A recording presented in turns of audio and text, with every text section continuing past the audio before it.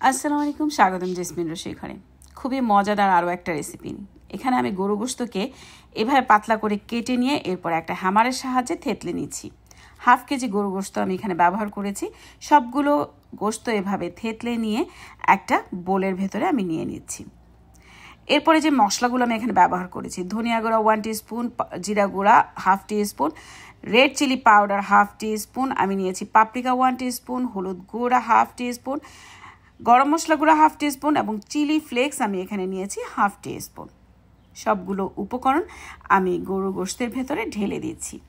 এরপরে আরও যে উপকরণ নিয়েছি, এখানে নিয়েছি টক দই 2 টেবিল স্পুন, বাদাম বাটা 1 টেবিল স্পুন, আদা রসুনের পেস্ট 1/2 টিস্পুন করে। সবগুলো উপকরণ এভাবে দিয়ে এরপরে আমি দিয়ে দিব আরও একটা উপকরণ, যেটা একদম কমন উপকরণ, সেটা হচ্ছে লবণ। লবণ যাবে স্বাদ মতো। এরপরে হাতের সাহায্যে খুব ভালো মতো আমি মেখে নিচ্ছি। কিছুটা মেখে নিয়ে এরপরে আমি দিয়ে দিচ্ছি এর ভেতরে সরিষা তেল। সরিষা তেল আমি 2 টেবিল স্পুন নিয়েছি। হাতে সরিষা তেলটা নিয়ে আবারও গোশতের সাথে আমি মেখে নিচ্ছি। এভাবে মেখে নিয়ে আমি আরও একটা যে উপকরণ দিচ্ছি সেটা হচ্ছে গিয়ে জায়ফল। আমি 1/4 টিস্পুন জায়ফল এখানে ব্যবহার করেছি। আবারও মেখে নিচ্ছি ভালো করে। এরপর ম্যারিনেট করে নিব ওভারনাইট। অন্য একটা ফ্রাই প্যানের ভেতরে আমি একটু বেসন খুব ভালো মতো টেলে নিচ্ছি। বেসনটা ঠান্ডা হয়ে যাওয়ার পরে আমি এটা ব্যবহার করব। পুরোটা বেসন আমি এখানে ব্যবহার করব না।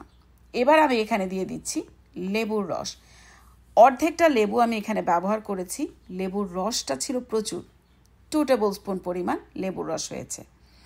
লেবুর রসটা দিয়ে মেখে নিয়েছি। এবার তেলে রাখা বেসন থেকে 2 টেবিল স্পুন বেসন দিয়ে আবারও গরু গোশতটাকে খুব ভালো মতো মেখে নিচ্ছি। মেখে নেওয়ার পরে এবার একটা ফ্রাই প্যানের ভেতরে আমি বেশ কিছুটা সরিষার তেল নিয়ে নিয়েছি। তেলটা গরম হয়ে যাবার পরে মেখে রাখা গরু গোশতটাকে এভাবে আমি ছড়িয়ে ছড়িয়ে দিচ্ছি ভাজার জন্য। চুলার আঁচটা লো থেকে মিডিয়াম হিটের মাঝামাঝি রেখে ভেজে নিতে হবে। আমি এখানে পেঁপেটা ব্যবহার করিনি, আপনারা চাইলে পেঁপে বাটাটাও ম্যারিনেশনের সময় ব্যবহার করতে পারেন। যখন কাবাবগুলো হয়ে আসবে তখনই আমরা নামিয়ে নিব। ঠিক এরকম বাদামি করে ভেজে তুলতে হবে। আমি চেষ্টা করেছি খুব সহজ করে কাবাবটি দেখিয়ে দেওয়ার জন্য। আশা করি আপনাদের ভালো লেগেছে। যদি ভালো লেগে থাকে তাহলে লাইক করবেন, শেয়ার করে দেবেন ফ্রেন্ডস অ্যান্ড ফ্যামিলির কাছে। যারা আমার চ্যানেলে নতুন, চ্যানেলটিকে সাবস্ক্রাইব করে রাখবেন। আর যারা ফেসবুক পেজ থেকে দেখছেন, ফেসবুক পেজ থেকেও ফলো করে রাখবেন আমাকে সাপোর্ট করার জন্য। কাবাবগুলো তুলে নিচ্ছি। এই কাবাব আপনারা নান, পরোটা, রুটি যে কোনোভাবে যে কোনো কিছুর সাথে খেতে পারেন। আজ এ পর্যন্তই। অন্য কোনো সময় নতুন কোনো ভিডিও নিয়ে আবারও হাজির হয়ে যাব।